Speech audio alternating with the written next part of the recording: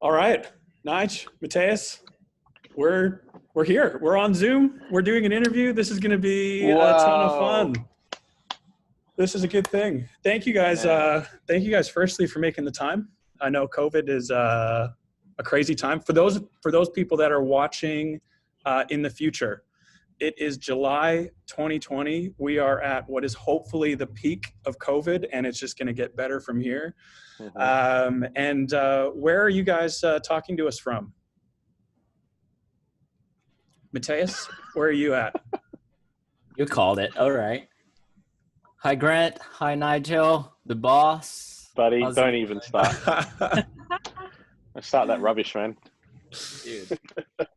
Well, I am stoked to be here. Thank you so much. It's really nice to see all of you. And I'm speaking here in Brazil. Being more precise, I'm in Campo Grande, my hometown. My The favorite place. translation for the city, the translation for the city would be big field. So yeah, this is where I am. Beautiful. Big field. Nigel, can you top Big Field? I'm talking from Sydney in a small studio. Okay, so we got Big, Big Field, Field, small studio. Yeah. And So, I'm Sydney, in Australia. and I'm in a different part of Sydney called The Office.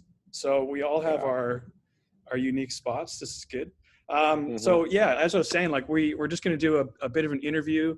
We won't go for ages, but I really just wanted to chat to you guys, get your thoughts on a few things, especially around your skill sets and how you adapt your skill sets to the different environments you guys play in. So for anyone that is just starting out on guitar, and guys, correct me if I'm not accurate on any of this, but Mateus is he plays guitar. He's half decent. And you basically, I guess a lot of people would know you from what you do on YouTube and Instagram and playing a mix of your own pieces and covers that you do, and you adapt them to your finger style kind of playing. You've played with Tori Kelly and toured all over the place with Tori. You've been with Bruno Mars. So you are a really incredible range, I guess, of solo and being able to play in a band context as well. Did I get pretty close? Anything I missed? Dude, it feels actually more than I deserved, but yeah. And The you're only also one of person the. that You go. missed Look, was I'd like to Jesse add to that J. actually. So Okay. he also has incredible hair, and he's got his guns out today. You can see, and I'm just incredibly excited to be sitting under his teaching today. So, there you go. This guy. Come on. Yeah, I think that was a good way to describe what I've been doing in my social media, plus my outside work. So I've been touring with Tori Kelly. That was like my first gig in America, and after 2 years of touring with Tori, I jumped to Jesse J gig. So I played for Jesse for probably a year and a half. So that was from 2017 to mid of 2018. And last year, that was like the craziest year to me in terms of working. And I had the opportunity to work with Tori, Jesse, and then the newest thing that was Bruno Mars. So a lot of good stories to share. And you're working, and I believe, correct me if I'm wrong again, that you finished your own solo album as well. Hey. Yeah, well, that's actually becoming more like a myth because no, this is just a joke. Because it's just crazy because my initial plan for 2019 was to finalize my album. I was like, okay, I'm gonna work. I'm just gonna focus on my album, and that's it. But then all these gigs started to showing up. Tori Kelly wanted to do a solo / duo tour, just like two people on stage, and she was like, "Oh, it has to be you," and I was like, "Dang it, I can't say no for those things." It's so priceless. It's so important. And then Bruno Mars, in the middle of the tour of Tori Kelly, Bruno Mars, guitar player, asked me to sub for him for like 7 shows in Las Vegas. And I was like, oh my gosh, this is Bruno Mars. It's something that you have to say yes. And after, a couple of days later, Jessie J was like, hey, I don't know if you've heard of this yet, but I'm going to South America, and you always told me that you would love to play in South America, which is crazy because I'm from Brazil, but I've never played like in a live concert in Brazil before. So last year, Jessie got invited to do Rock in Rio and a couple of shows in South America. So she was like, hey, would you be down to jump for a second? And I was like, of course. So that took me a lot of my time. But yeah, answering your question, yeah, I'm still working on my record. It's been a long process, but we're gonna get there. We're looking forward to when it comes out, man. That's so cool. Totally. And Nigel, I've had the honor of knowing you for 12, 13 years now, off and on throughout church, everything with Hillsong Church. And the thing that has always, again, this is for people that maybe are just new to guitar and haven't heard of Nigel or Mateus, but Nigel is unbelievably versatile in his playing and musicianship, much more than just guitar. But the thing that always, I guess, inspires me about watching you and watching you play is you can go seamlessly from playing something that maybe has 4 chords and writing maybe not a complex part, but a part that really fits the melody, the groove, and the song. And then next thing you know, I see you playing in, maybe one of the Christmas productions or playing a solo piece on acoustic. And you're playing, it's like you have 8 fingers on your left hand and you're just going all over the shop with these jazz progressions. And so you've got this really cool mix of being capable of playing complex, but also understanding with some musical wisdom, I guess you could say, of knowing when to just hold back. And I guess all of what I just said, on top of the fact that you have toured on every single continent this world has multiple times over. And so you've been, quite a versatile side of the industry. And again, for people that are new to this, Nige is a extremely skilled guitar player, and more than that, music director, producer, knows how to direct a band and get them all into playing in the same kind of getting in the same direction. Sorry, I'm losing my words. So in a nutshell. In a nutshell. And the other thing, Nige, I know you love this. The other thing is, again, correct me if I'm wrong here, but your first gigs were when you were, I don't know if I'm allowed to say this, I'll cut it out if I'm not, when you were underage playing jazz at pub gigs, like you were 12, 13 years old for your first gigs. Is that right? That is correct. Thank you for that overly generous introduction, by the way. That's very kind. But yes, to answer your question, I started actually playing in a jazz band at the age of officially 13. So I didn't, like, my uncle taught me 3 chords, how to play guitar. That's how I started. He would sit around the campfire around Easter and play Elvis Presley tunes and Everly Brothers tunes. And I'm like, I want to do that. So he taught me 3 chords. And then when I went to high school, I wanted to join the jazz band, and the music director there didn't really know how to teach me. So he just gave me a chord chart and says, go away and learn all these other chords. Yep. So I did. And the people around me were brilliant musicians. They were playing in this jazz band that would tour around town and interstate and win these awards. And I was like, I want to do that, but I have no idea how to play. So I had to, teach myself. And it was a really sharp learning curve. And before I knew it, I was playing in this band and playing locally at these pubs for like $30 a gig, at the age of 13. Yeah, that's huge. My mum would drive me everywhere around town, and I thought I hit the jackpot. $30 for a 13-year-old kid's a lot of money, per gig. So did your mom have to remind you that $30 was not allowed to be spent on beer? Well, I spent it all on guitars and gear, and Smart man, smart and man. back then it was like multi effects pedals and Yep. Boss metal zones and chorus Yep. pedals and wahs and Some might call it the glory days of effects.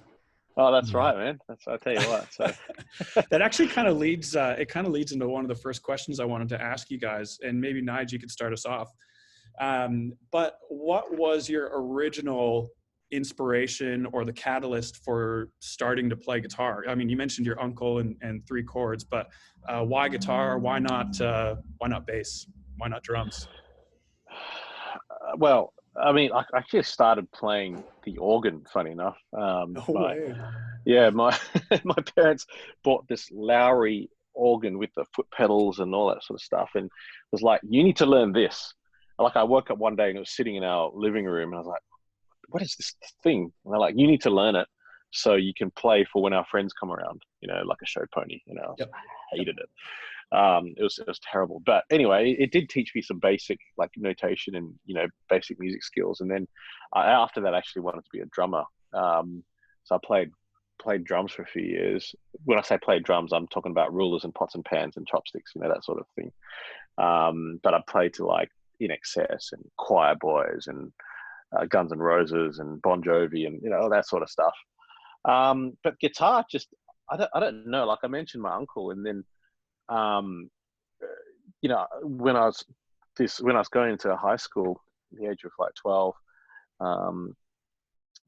this jazz band came around and played, and it was like a 16-piece jazz orchestra, and they were great. But then I saw the guitarist. He was sitting in the back corner of the, he was just great. Happened to have a guitar. Here we go. No, and he was just like, all he was doing is like, maybe I was. It was just like, I don't know if you can hear anything. No sound.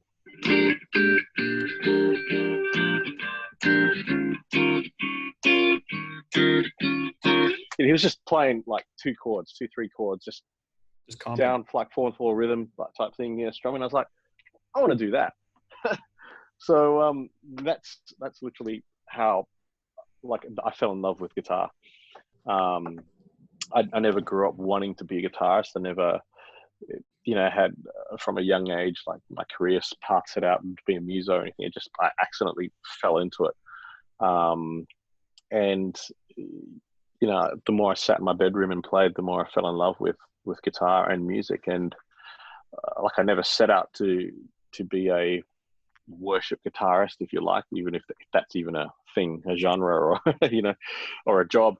I just wanted to make music and just to play guitar, play music, and then whatever else happened is whatever else happened. Yeah. Could you ever imagine it leading to what you're doing now? No.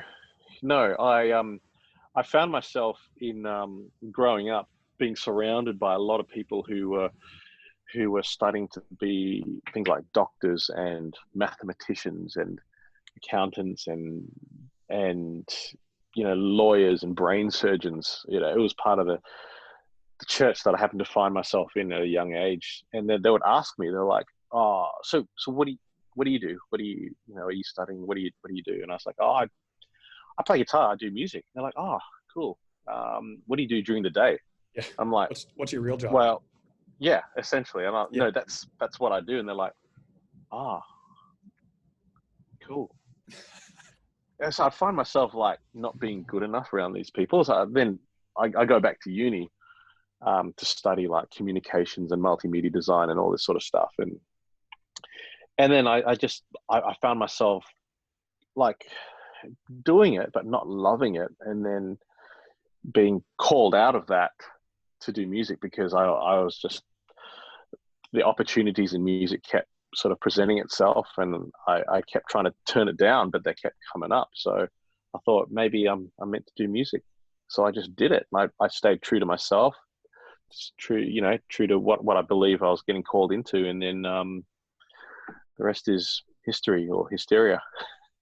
Such a cool story, man. How about Mateus? How about yourself, man? What was the first, I guess, memory or inspiration for choosing guitar?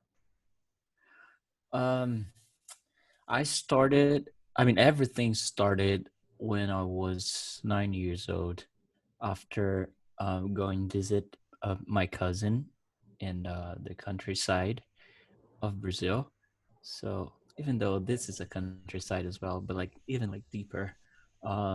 So I went to see my cousin, my family, and he was probably 14 back then, and he showed up with an acoustic guitar, and I, I think when you're 9 years old, you kind of just want to follow whatever the old guys are doing, and but my cousin, it seemed that grabbed the things really fast, and he already like knew how to strum and mess around with the chords and scales. And then I just thought that everything he was playing was very interesting, because my mom, I mean, I don't have any relatives that used to do music professionally, so nobody's related to music. But my cousin was just like messing around with those things, and I was like, oh, this is cool. And then he showed me the pentatonic scale, and then he was like, oh, you can sound, there's this thing called bluesy, and he was like, there's this blues note that you could add, and that sounds kind of cool. And then I was like, oh, this is amazing. And after that, he was just showing me a couple of rock bands from Brazil, Christian rock bands to be more precise. And then I just fell in love with that, because the bands that he showed me, most of the songs had amazing guitar solos, and I was like, wow, this is beautiful. There was just so much energy and power. And the way how I grew up here, I mean, I don't remember listening too much of different styles of music. So getting introduced to that type of thing, like with the virtuoso and, the guitar atmosphere, it was so nice. So I was like, oh, I think that got me. And I remember coming back home, and I was like, right away, asked my mom, like, I want to learn how to play the guitar. And then she had an acoustic here, and I remember like it was the string actions were extremely high, and the neck was like a baseball neck, and my hands are very tiny. And so I tried to learn some chords. She taught me a little bit, and I struggled big time to do the F chord, B major, B minor. The bar chords were horrible. And but this is how everything started to me. So it was after watching my cousin, and after him introduced me to a lot of that music, I was like, well, this is amazing. I would love to hear more of that. And it was kind of interesting, because even back in church, and that was like probably in the early 2000s, I my church had a lot of guitar stuff still, but I never paid attention. So that my life was divided by like before my cousin started learning how to play, and after that. So, and then after that, when I came back home, I remember like going to church and starting to pay attention at everything, like during the worship time and those things. And I was like, whoa, this is actually amazing. Like there's a lot of stuff going on. So anyway, so this is how I got, and I believe going to church every week kind of gave me the keep me motivated to just like, oh yeah, this is what I wanted to do. And it was so amazing, because I remember coming back home after church just being like, dang, I want to play like this guys. So it was very inspirational for me. That's awesome, man. Yeah. Actually, I haven't heard a lot of this stuff from either of you, so I'm learning a lot, just sitting back, enjoying hearing you guys chat about it. So I think it's very fair to say, and people would just understand this intuitively, that you guys have not gotten to where you've gotten to as musicians without understanding the importance of preparation and practice. How would your preparation, what did it look like when you first started? Let's say your very first gig, if you can remember that. What did preparation look like back then? And how has it changed over the years to maybe what it would look like now let's say COVID is just finished and you're about to play in a brand new gig, don't know the songs. How has preparation changed and adjusted over the years for you guys? Any one of you can answer this. Go, Mateus. Call the Me? first. Well, I think the essence of how I get prepared kind of stay still at like the same way, because I remember just I think I had a lot of discipline back in the days. I'm not saying that I'm losing it now, but probably because of the experience and stuff, you kind of know how, like, oh, okay, I think I got this, so yeah, I'll deal with that during the show time. It would be fine, that kind of stuff. But the way how I used to get prepared for gigs, and it was based a lot in like in stages of preparation. So at first I was just like, okay, for example, if I had the sheet music, the paper, I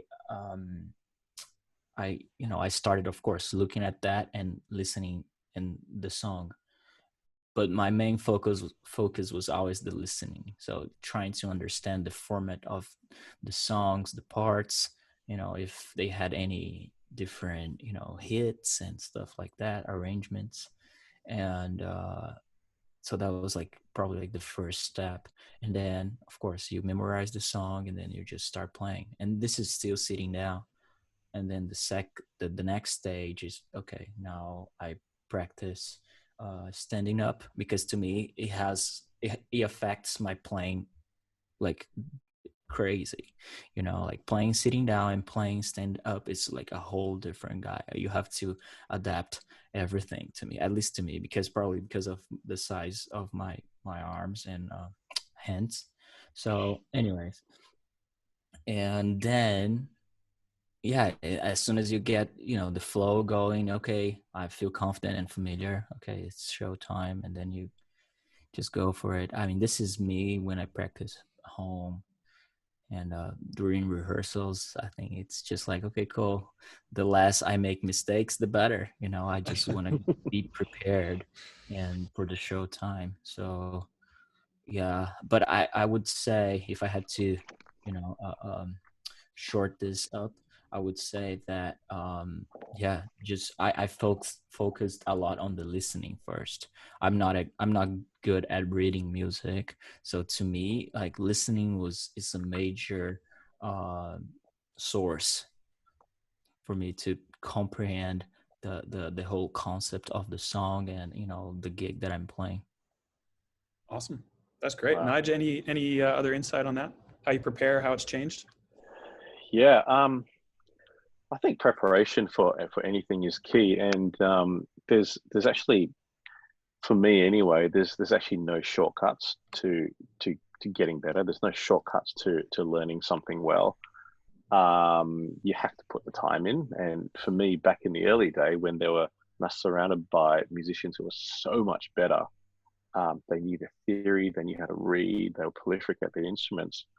I couldn't fudge it. Like, it would just show up.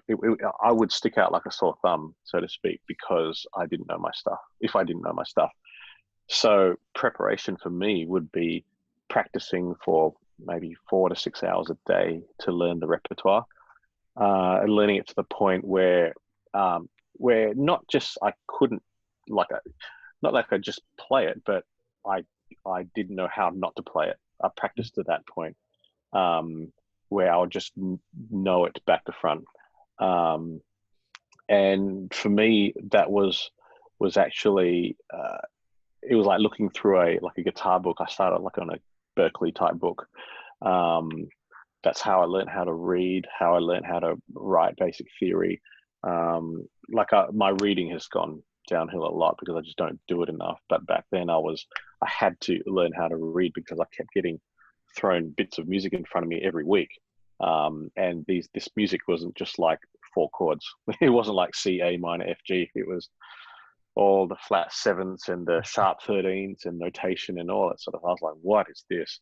It's like Greek. So I had to figure it out myself. So preparation for me was was back then was like, 4 to 6 hours. And like I said, there's actually no shortcuts to getting better. You need to, for me anyway, I needed to put the time in to see the results. I couldn't just like, oh, I know enough, I could fudge my way through. That was like back then. And today, I guess it looks a little bit different because like I have, a greater musical knowledge now than I did back then.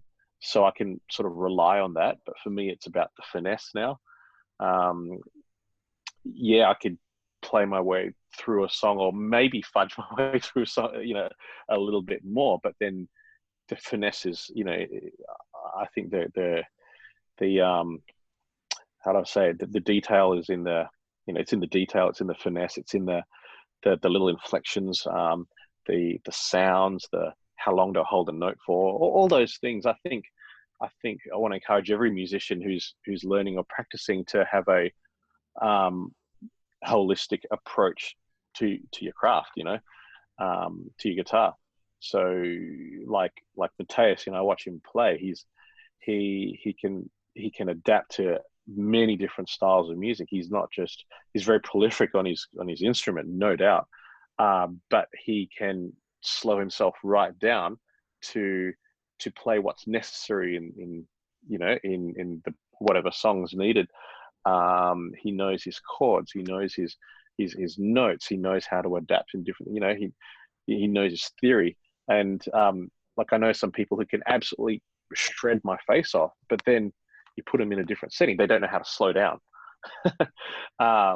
And I think that's the sign of a mature musician who knows how to adapt, who's had a holistic approach, who's learnt the theory, learnt their chords, their scales, their rhythm, worked on their right hand technique. So they don't just pay attention to one thing; they pay attention to all the areas of their craft, and that's what makes a good musician. So yeah. So I may have digressed a little bit. Sorry. No, I love it. It actually leads well into something else I wanted to ask, which is kind of alluded to this at the beginning, that you both play in quite different environments depending on the day of the week, the time of year, whatever it might be.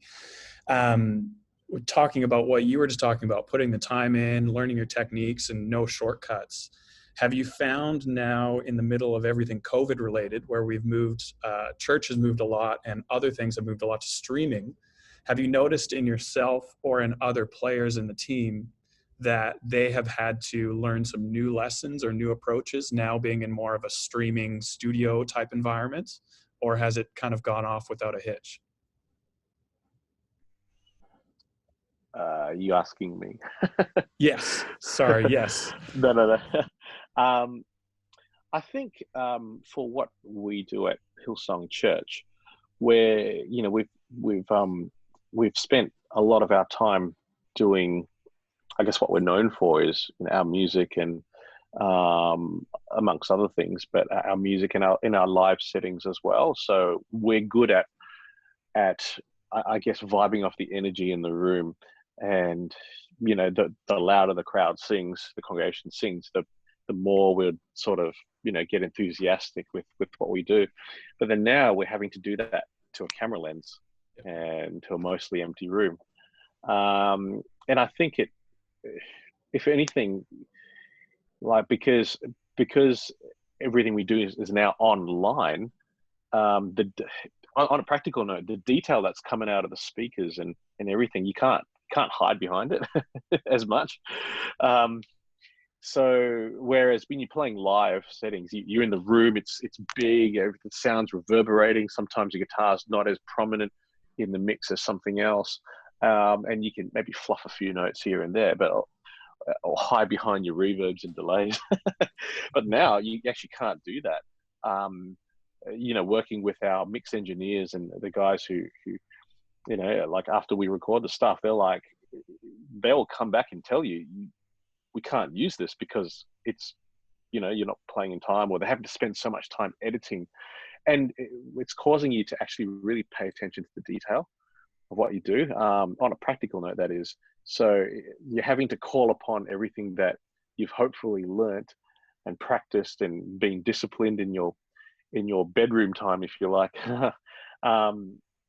And so when we get together and play, hopefully you can see that people have actually been practicing and still working on their craft.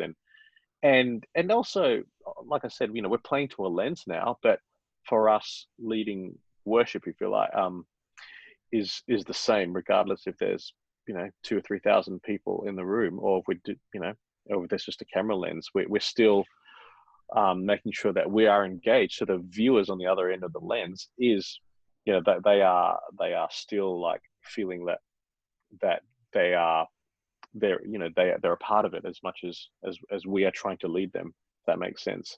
Yeah. So it's just caused us to think a little differently, but certainly from a discipline point of view, musically speaking, you got to know your stuff, and there's no hiding behind what the speakers are throwing back out at you.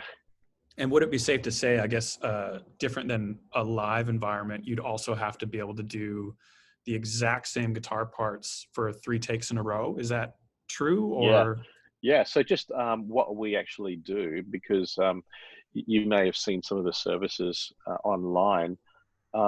There's quite a few vocalists on stage and a whole live band, and what you're hearing is the live take. There's actually no overdubs as such. So we'll do essentially 2 takes. So we'll rehearse the set, usually about 3 songs, about 15 minutes, and we'll time it to make sure it fits in that 15-minute slot. And we'll do 2 takes. The first take is essentially a music band capture with everyone singing, and then we'll have to do it again exactly, and that'll be a vocal capture, so we can get a clean vocal. So the drums are playing a lot quieter, or they've got drum pads on their, on their drums, and we're actually capturing the vocals. But with that, we have to be absolutely disciplined with our parts and our sounds and what we do, and that's how we get a good result for online church. Yeah. Crazy. I actually had no idea. Mateus, you go. Yeah, so that's kind of like shooting like a video clip.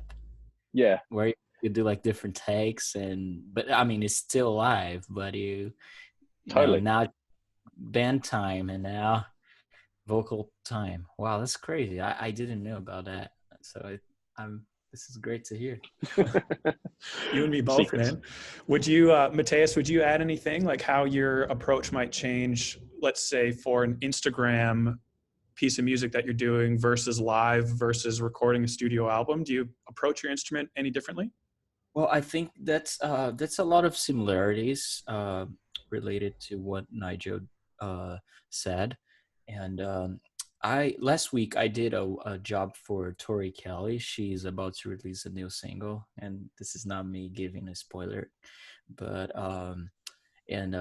we did like a video, like a remote, like everybody together, but everybody in their homes, and it was kind of like the same vibe. I was like, oh, dang it, there's nothing much, even though I had the opportunity to do my different takes and here and that, but everything had to be right, and so if I'm kind of used to that because I've been recording videos on Instagram all the time, but I think especially now, you have to make sure you make sure that, okay, what I'm playing is really, legit, because again, there's no makeup now. There's nothing that I'd like to assure you that what you do play is very legit. I'll continue on. I second that. I'll second that one. Thanks. But it's just interesting now because, okay, now everything is being centered in this camera situation, and personally, I think that's so much harder than comparing to just playing live, because I don't know, and it's crazy because I've been doing this Instagram series for, I don't know, probably 5 years or something, but since then, since the beginning, I still struggle with just like, oh, dang it, there's a camera in front of me. It's something that's just weird because, okay, let's just use this as an example. Okay, I'm just here coming up with an idea, and wow, I feel great. Like, oh wow, the timing, the feel is good. Oh my gosh, I'm killing it. And then I set the camera, I set everything, and then I'm like, what just happened? Like everything just disappeared. So that, with that being said, I'm just saying that like you have to, basically educate your mind as well, to just pretend that, okay, it's a camera, but well, let's just pretend that's nothing in there. So, and that's a very complicated thing for me, because sometimes I'm just like, oh my gosh, everything, it's not working well. So I had to do some different takes, extra takes and stuff like that. And sometimes you could get frustrated. I've done that actually. Like I was like, okay, cool, I'm gonna make a video now. There's this thing that I came up, beautiful. And then I was just like, no way. Like, am I really, like, is it being 15 minutes of me just trying to play this 1 minute piece? Nah, I'm done. Then I had to call it. I was like, okay, I'm not going to do this because I don't know, my mind's not working well. And I had to take a break and then come back and, okay, cool, the flow was back, Because from my perspective, I have to say, whenever I see your Instagram videos, I'm like, man, it's crazy what this guy can do in one take. And it just comes across as like, this guy just sat down, play on the, or record on the iPhone, and then here we go. I'm not even going to try, but yeah. It's crazy because, okay, so it's not even the iPhone anymore. So now I've been actually using my camera. Whoa. Take it easy, mate. That's next level. But so, and that's what like really scares me, because when I see this camera, I don't know, it just like, it's kind of like when you do like a TV show. Okay, you're here playing at the Ellen, I don't know, Jimmy Fallon, Jimmy Kimmel, whatever. Dude, you see those cameras, like I just get scary. It's just like, it's just scary, you know. But it's a totally different vibe, for example, because when I play in church here in my hometown, there's also cameras, but I feel totally free and okay, But yeah, it's just like a mental preparation, I would say. And now I believe that besides just like learning and knowing your instrument at, its max, you gotta prepare your mind as well in terms of, okay, cool, relax. You know what you're gonna do, so just don't stress out much. I think that's like the key for the COVID times. This actually leads into another question I've been really wanting to ask both of you, and Nigel, I'll start with you. What and maybe you've never found yourself in this scenario, I wouldn't be surprised, but what starts going through your head, and how do you approach a time, whether studio or in a live setting, where you hear the song, you've got everyone playing around you, and like, I just don't know what to play. I don't know what fits this part of the song. I don't know if it should be a single line or a chord. Like, how do you approach that feeling of, I don't know what I should add to this part of the song? And what do you do to get through that? Wow, it's a good question. It's funny, as a music director on stage, or a music producer in the studio, you're always having to make sure that you know the parts of the songs. You have to make sure that you know what to bring at the appropriate time. And often I spend so much time thinking about everyone else's part, and when it comes to myself, I'm like, what do I actually do? And and then it's like my default's always the same, little 3-note arpeggio, or put on a dotted eighth delay, and I'm like, oh, I'm so bored of this. Comfort zone. You know what I'm saying? So, but to be honest with you, like, I think the greater your musical knowledge, if you like, or your vocabulary, then you'll know what to say, when to say it, or when not to say it as well. So for me, it's like, if I actually don't know what to play, then like you started off, Mateus, by saying, when you're preparing, you listen, spend a lot of time listening to the song. And for me, I just listen to what's going on around. I listen to the rhythm of the drums, the beats, where the kick and the snare placements are, what the bass player is doing. And with guitar, it sits in the similar voicings of like keys and vocals. So I listen to what they're doing, and if there's something that I can sort of find a gap, then I'll play something. But if not, I actually won't play anything, and that's okay.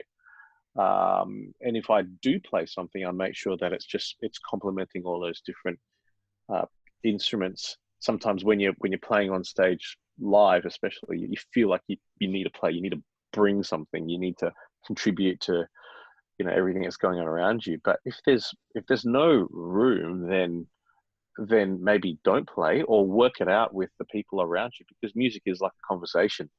It's not like me talking the whole time and then you're trying to get a word in. That's just not fun for anyone. It's a conversation, so it's a call and response. It's like I ask you a question, you respond, and then you maybe ask a question, I'll respond, and it's like that. So music has its ebbs and flows and its dynamics. Maybe I'll play more in the chorus because the chorus needs to have more energy, and what I play needs to support the vocals. And there's a lot of stuff that's going through my head when it comes to either crafting the song or executing a song live. It's all those things that are running through my head. But essentially, if I don't know what to play, I'll either not play or actually play the default thing that I know, hoping that will actually get the creative juices going. But essentially what we do is to support the melody of the song, to support what the vocals are doing. If I'm playing and it's singing, if it's playing all over their vocal lines or detracting from the song, the song itself is going to lose its momentum and its energy, and it's just going to sound messy. So if you don't know what to play, sometimes don't play. Take a moment to listen and then work it out with the people around you. Yeah. I think the cool thing about that, because I remember, like, again, years ago, hearing you say things like, oh, there's just no room in the song for this part. And I wouldn't really understand, years ago. And then I did kind of what you're alluding to and just stopped and listened. And it's like, oh, there's a keys arpeggiator going there. Bass is playing eighth notes there. Drums are quite busy. There's vocal. And it's like, oh yeah, like if I play anything right now, it's going to detract from the song. But then there's also plenty of times on the other side of the spectrum where there could be a part and I'm stuck and I don't know what to play. If I'm hearing you correctly, would you go so far as to say, if you're consistently finding yourself without creative ideas, maybe you aren't just sitting down and just practicing guitar for the sake of just enjoying your instrument, getting better, and maybe the more you practice, the more these ideas just seem to come to you? I think, yeah, I'm just going to jump in, and Mateus, please add to this. I'll practice, and I'm sure you're the same, bro. Like I practice all sorts of different things. I play all sorts of genres and styles of music, and for me, music's got to be fun. Because if it's not fun, it just turns into a job. When it turns into a job, then I feel the creative juices don't flow at all. So for me, it's got to be fun. And a lot of the times I'm like, oh, wow, this line could be cool. I'll just file it away for another time. Or this sound, or this delay pattern. Wow, man, that could be fun in this or that, but I'll file it away. And you build up your repertoire, if you like, your musical guitar repertoire.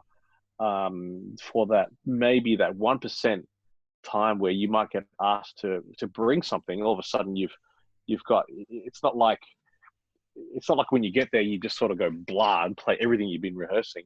You listen, you pay attention to what the song is actually asking. And then at the right time, you can draw from this musical collection, if you like, this library that you've been adding to in your times of practice.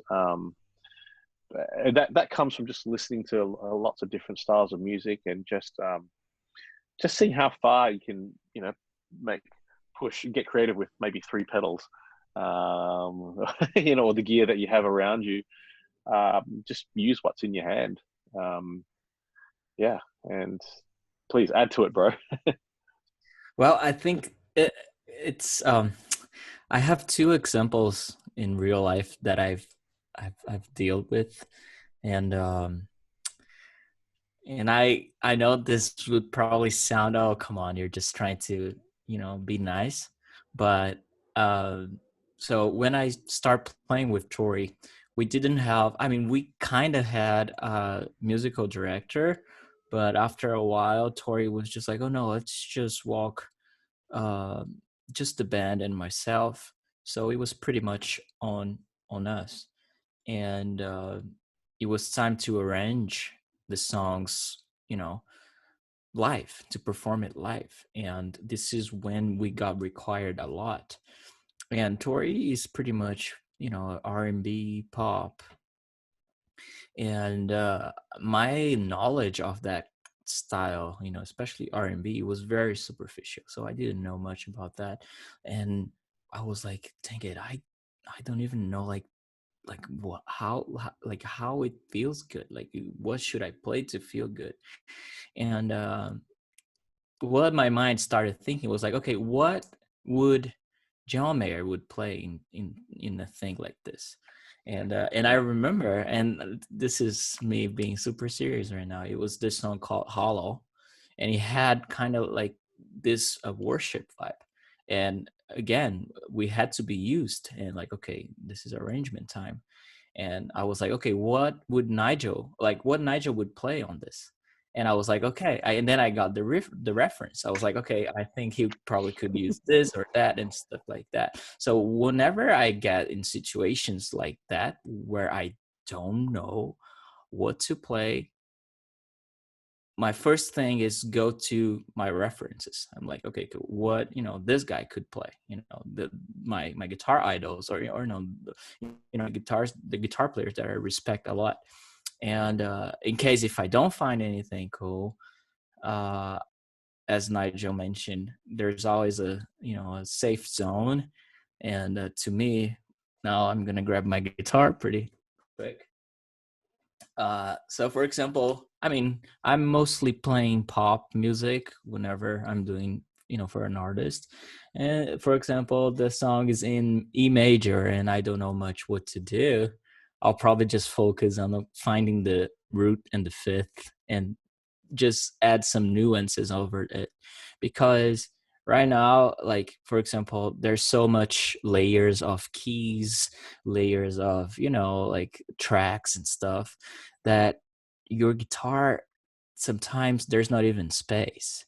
So to me, as a guitar player, I was like, well, maybe if I just add some different nuances could work, you know. So sometimes when I feel like, okay, there's nothing else that could work here, you know, I just pay attention on the rhythm and try to add something based on, you know, kind of like this system here, what I mentioned, playing a root and the fifth, so it doesn't affect anything. And of course, again, I'm talking about pop chord progressions. So, you know, I get the one of the song, and in this case it would be E, and then I would just be like mess around with this,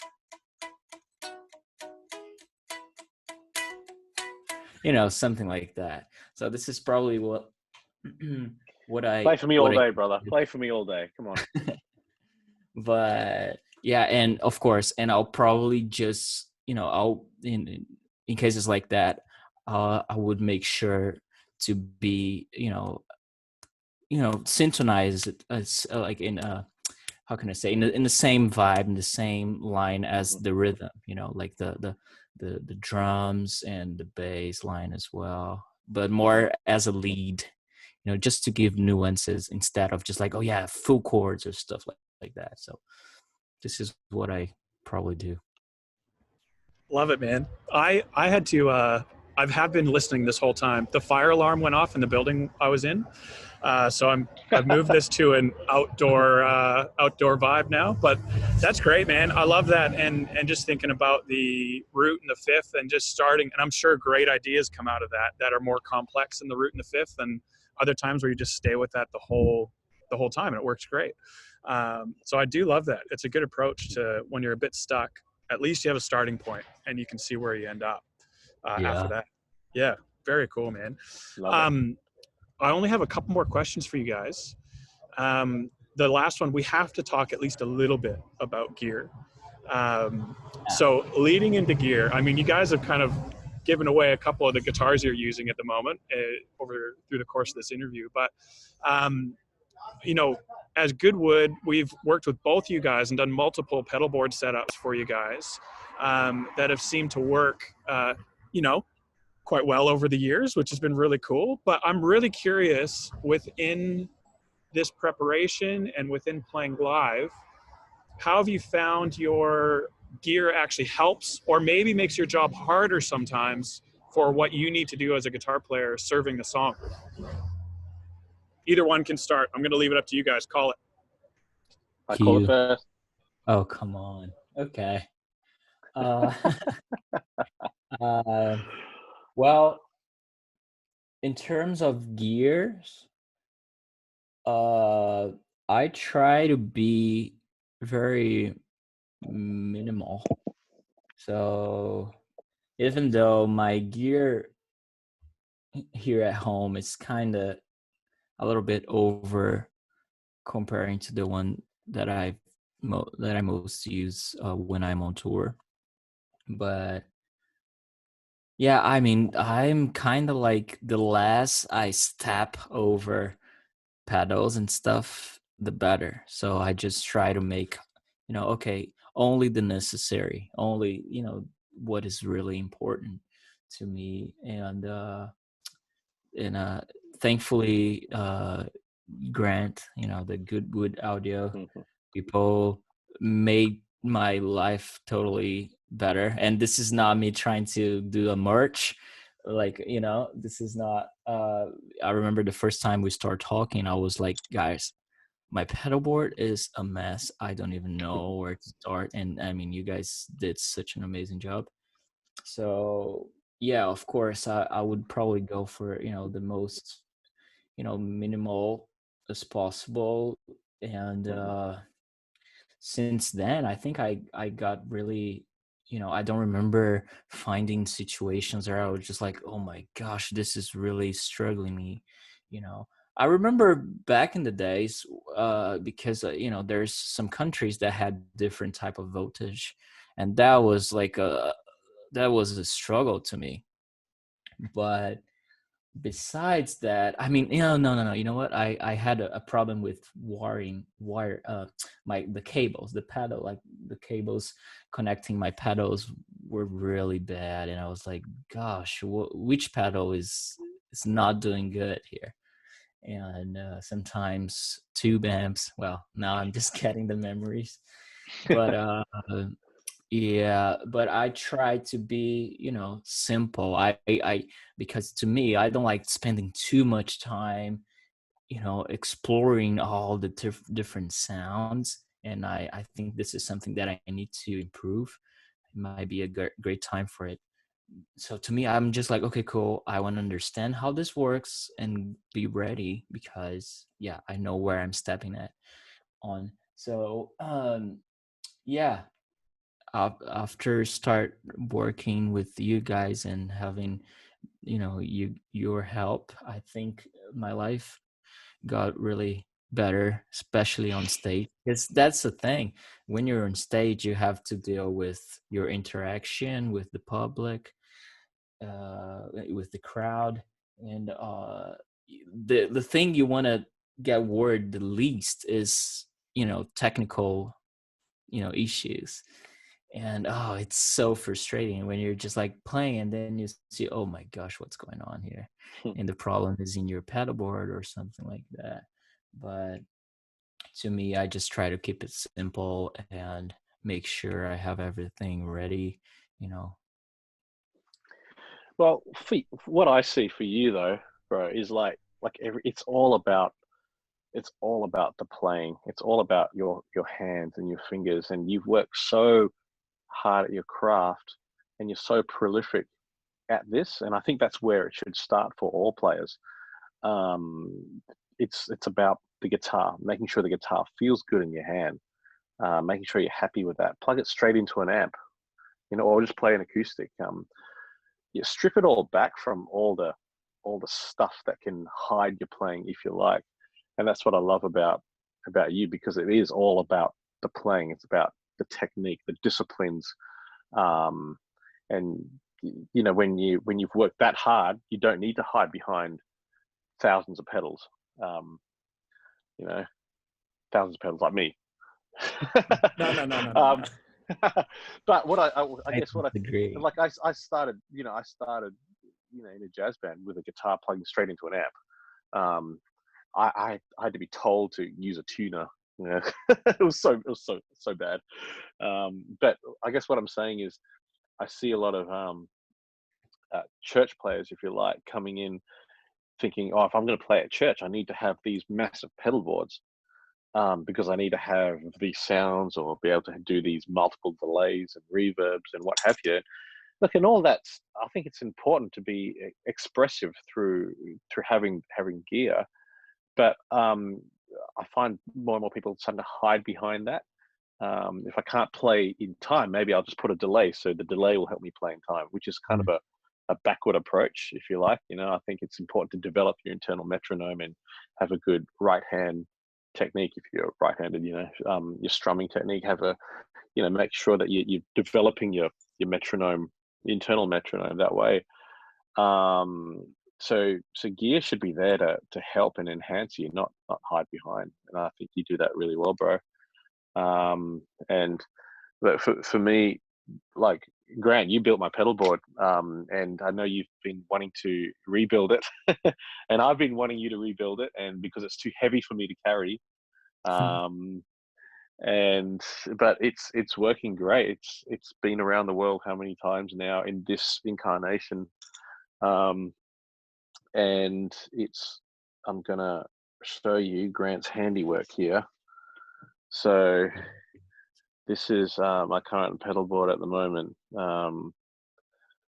Yeah, look, there's a looper, controller, a quartz that keeps everything in time. I can bank up and down my presets. Some Jackson audio stuff. Always on. So pretty. Delays, reverb stuff. There's a nice cable here lying here for decoration. Oh, you put a ditto on there. There's a ditto there. Nice. Just to help me get creative again. Volume pedal, an expression pedal that controls my delays in real time, and some other bits and pieces, and really top-notch cabling. Thank you, Grant. And other bits and pieces. Look, there's a lot of stuff on there, but it actually helps me be creative. It helps me call up all the different sounds when I need it. But the thing is, what I find most of the time when I'm playing, whether it's recording, when I'm playing on the weekend, I'm only using like maybe one drive, two at the most, bit of delay, bit of reverb. That's really it. And I think it's important for anyone who's playing guitar to let your, I guess, as you're building up your collection of pedals, it has to serve a purpose, as more than hiding behind the inability to play accurately, if you like. Yeah. So it's there to serve your creativity. Yeah, sorry, bro. No, sorry to interrupt, because do you think this is becoming more common in the sense of like, oh yeah, cool, the category is okay, playing at church. Do you think like the new generation, or whatever, the kids, do you think this is happening much? And I'm not trying to be like shady or something like that, but just because this is kind of like what the reality here in especially here from what I've seen in the Christian community in Brazil, because there's so many, like again, like the multi tracks where you just don't need to play anymore now. And I don't know if you guys use those things, but I see, at least here in my hometown church, and oh man, I remember getting so mad. I'm just like, guys, come on, dude, let's just cancel this. Okay, we could use the click and stuff, but dude, like, we know how to play this. Forget about it, and that's what whenever I when my my brothers, because my two other brothers, they play bass and keyboards, and whenever they got invited, I'm always like, okay guys, just put me in. I want to play at church too, because this is one of the things I miss the most. And I remember, like, every time I go to rehearsal, the day before the service, I'm like, okay, you guys gotta cut those guitars because I don't feel like I need those now. And well, long story short, I'm just saying, like, do you think this is the fact that now we have so much comfort in terms of those tracks and even pieces of gear? Do you think like people now are getting just like not lazy to get perfect in your instrument? I mean, the excellence of learning and playing. Yeah, I think so to a certain extent. And I think when people are coming to, I think it's a great question. It's an awesome question.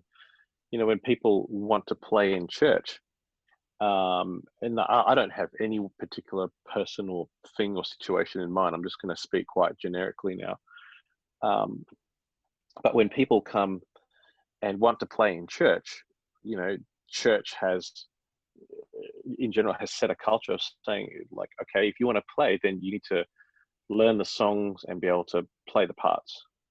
You know, and I'm finding more and more church guitarists, if you like, are coming and say, okay, I play the songs and I can play the parts, so let me play. And then we let them play, and it's the majority of churches is 4 or 5 chords, and that's great. But then often that's the extent of people's musicianship or musicality, if you like. All of a sudden, you get called to do a covers like a cover of a song, and it's quite intricate and this and that, and then it sort of separates people's ability to play or inability to play, and I'm finding that be the case more and more. There's not much that church music, if you like, in itself that challenges people to have to you transcribe it. It's actually quite easy. So my encouragement is for all musicians, guitarists, what have you, yes, learn the repertoire, but also be making sure that you, like I said before, have a holistic, a full approach to your craft. Make sure you still know your theory that you're working on. You mentioned scales before, your pentatonics, your major pentatonics, your minor pentatonics, your blues scales, maybe some modes if you like, and not just know it in one place. Like, make sure you know it up and down the fretboard, make sure you know it in different keys. Make sure that if all of a sudden that, okay, you're not playing, What a Beautiful Name or I Surrender, and then all of a sudden you're playing a Bruno Mars cover, which is completely different stylistically, that you have enough chops, if you like, or knowledge that you can draw upon from your practice time, that all of a sudden it's all about the right hand technique now. It's the 16th feel, that sort of stuff, and you're playing more in chord inversions as opposed to big chords, and there's no delays. It's just a clean sound, and that you've paid attention to all the different areas stylistically, if you like. And you don't have to be, I'm not saying you have to master jazz and then master funk and soul and then master classical, but I think you just need to be able to draw upon different elements of that, and have a broader approach to your craft, rather than just so specific in one area, if you know what I'm saying. Hope you take that as encouragement, really. Such good advice, man. That's awesome. And what a better time to take that advice than now, when most people have they're spending a lot more time at home. They're probably just looking at their gear. Like, now you've just given them a whole laundry list of places to start, which I think is great. I really only had one more question, and Nigel, you might have just answered it. So if you have nothing to add, that's totally fine. But I really wanted to ask this last question for anyone that's watching, and let's say it's yourself right before your very first gig. What piece of advice would you give to that person 15, 20 years ago, however long it was? They're just at the beginning of their journey as a musician, figuring out what influences they want to take from all that. What advice would you give to that person at the beginning of their musical life, you could say? You can start, Mateus. Oh, nice. Okay. I'll probably say Oh, wait, am I supposed to say that to myself, like kind of like in the past? Is it like Anyone that's just starting out, anyone at the okay, beginning. Yeah. okay? Well, I'll probably try to say, and I know this could sound very cliche, but try to be like try to have a good balance at everything. Because in my situation, for example, I remember spending a lot of time just learning and trying to master the instrument. And then when I went to Musicians Institute, and I mean, actually, a little bit before that, because playing at church was such a great school for me, because this is when I started learning how to serve the song, you know, understand where my place is, and that's it. Sometimes, less is more, like everybody mentions, but because at the end of the day, once you get in the bubble, when I mean the bubble is like, okay, like the gigs and the networking is good, blah blah blah, knowing how to master your instrument would be kind of like a mandatory. You have to be good. And I know this could sound cocky, but when I mean good, like, yeah, you have to know how to be in situations where you're like, oh my gosh, I'm not in control anymore. How can I deal with that? Because the real life, the pop gigs, and again, I'm talking about my experience so far, there are a lot of different situations that you get out of control. Like when I had to play with Bruno Mars, for example, I couldn't use my pedal board. I had to use his. So it was a whole like a total different type of gear and stuff like that. So with that being said, it's like, okay, learn how to play your instrument. I think that's like so important. But at the same time, try to have your mind in a good place as well. Where when you where you just don't think like 100% about yourself only. Like, oh my gosh, this could work an amazing guitar lick, or oh, a solo could fit this perfectly. Just be like, okay, cool. Let me try to understand if and see, like, record yourself more times, because now we have a lot of sources for that, and see if that sounds appropriate. And another thing I would say is about like a preparation, like a mental preparation as well, because oh dang it, I wish we had more time, because I was talking about this the other day with a friend. Like when I got invited to audition for Tori Kelly, I remember spending a lot of time just nailing like the song, from top to end. But then when I got there, my mind was so, like, I was so nervous, so anxious, that at the end I was like, dang it, did I really learn how to play this? So in a nutshell, like, if your mind, if your body is not right, like sometimes, like, all the 6 8 hours that you spend just working in your instrument or learning the song, the scales, could be in vain.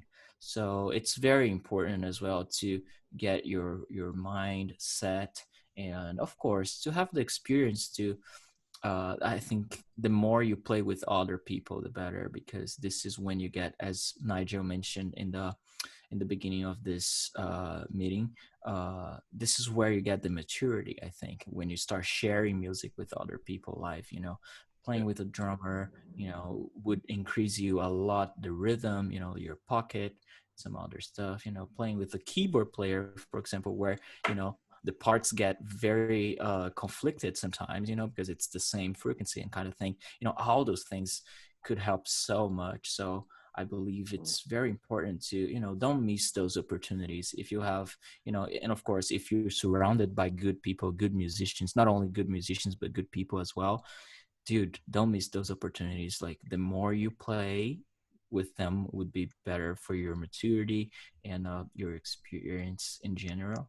But I will probably just say that, like, the less you think about yourself only, the better, because this is when people would be like, wow, this guy plays so nice, but at the same time, he has such a maturity that, and at the end of the day, that's what that's what could make you different. You know, that's what could make you special.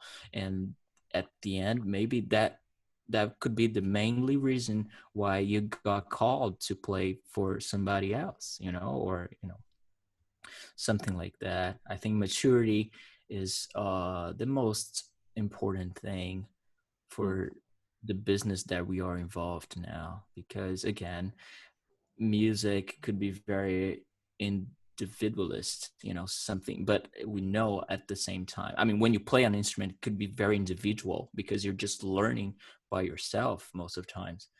But at the end of the day, music's something to be shareable, you know, either if you're playing church or if you're, you know, a solo artist, you know, it's not for you, it's for people, or it's for God, you know. So I think that's it. You know, it's such a complex paradox kind of thing, but once you recognize and you put, you know, the identity of each step, you know, at the right place, I think, wow, that could be brilliant for your career. So that's what I probably could say.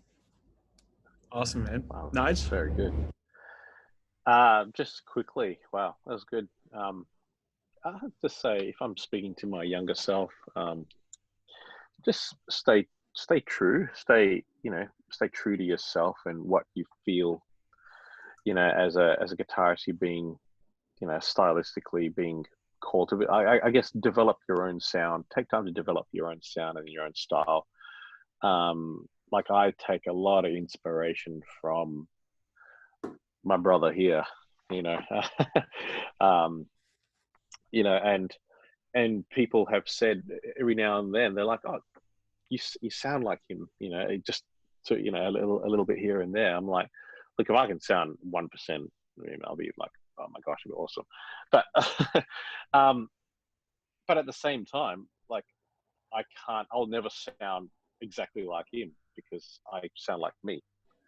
And I sound like me because it's just, I've taken the time to, yeah, I've learned all the elements. I've gleaned off amazing players, but then I've just developed my own style or my own voice, I guess, if you like.